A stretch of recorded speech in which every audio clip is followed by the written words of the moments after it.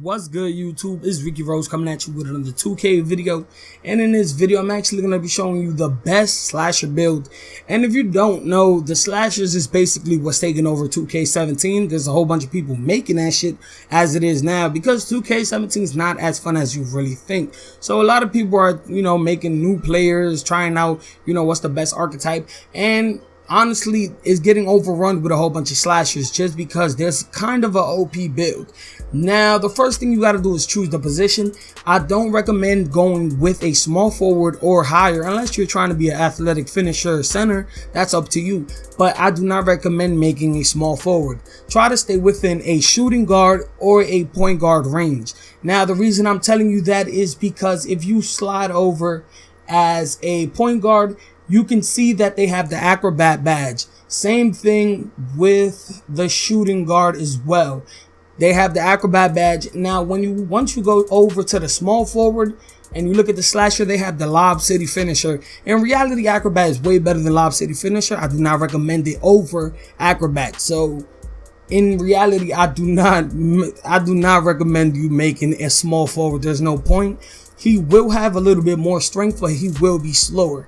Now, the reason a lot of people are making shooting guards and point guards is because if you choose a slasher and you make them 6'5", 6'5" or lower, there's no point in making him 5'7" or 5'8", because then again, you won't be catching boards, you won't be able to be dunking on nobody. So make them 6'5". Same thing with a shooting guard. If you make them at 6'5", they will be able to speed boost with a boost. You have to buy a boost outside of the game, which is the one that adds 5+5 with an 81 playmaking, ball control, whatever the hell you want to call it.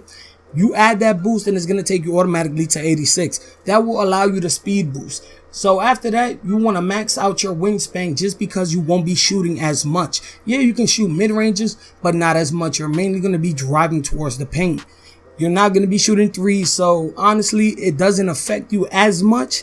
And plus, it's honestly a positive thing when you have a maxed out wingspan, just because if you max out your rebounding, you have larger arms, and honestly, you can catch boards over anybody if you max out his rebounding. Now, once you get to the weight, a lot of people tend to just minimize everything and go all the way down, make it to the lowest point, and I would do the same. Because I don't recommend, making him fat and bulky, which is honestly just going to slow him down. So don't go that route. Just minimize or lower his weight.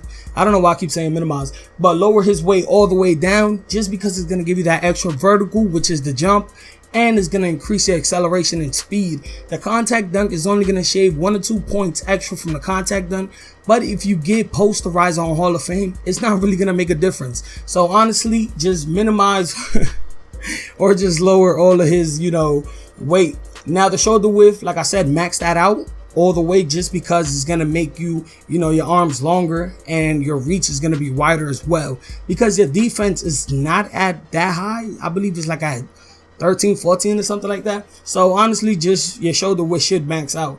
Now, after that is just your shooting hand. Like I said, you're not really going to be making that many shots unless you have a little quick midi and you're running twos, then yeah.